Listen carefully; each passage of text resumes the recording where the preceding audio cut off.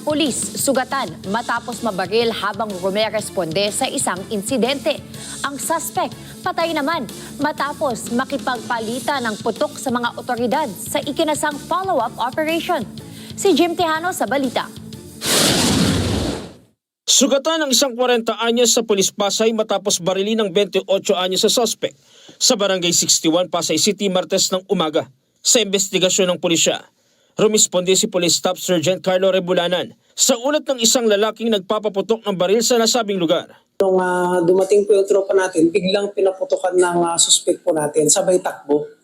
So yung pulis po natin nasugatan. Sa kabila ng tama ng bala sa kaliwang balikat, nagawa pang magmaneho ng motorsiklo ng sugatang pulis patungo sa ospital mag-isa. Sa ngayon, nasa maayos na siyang kalagayan.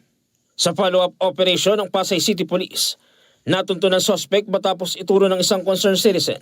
Nauwi sa habulan at palitan ng putok ang operasyon hanggang sa magtago ang suspect sa kisame ng isang bahay at gumapang patungo sa bubong. Nung makita niya po ang pulis po natin, bigla pong tumakbo papunta ng kisame.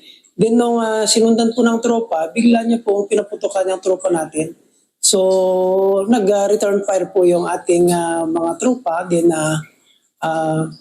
natamaan po yung suspect po natin dito na rival po sa ospital. Na-recover sa crime scene ng isang kalibre 45 na baril na ngayon ay sa ilalim sa masusing pagsusuri. Sa mas malalim na investigasyon, napag-alamang dati nang nasangkot ang suspect sa mga kasong may kinalaman sa illegal na droga, robbery at pamamaril. Mas pasok na sa kulungan ito. Last 3 months ago, kagagaling lang ito sa kulungan. Pa-process pa po yun at na-recover din naman po natin yung baril. Jim Tejano, para sa mata ng Agila, matatag, matapang, matapat.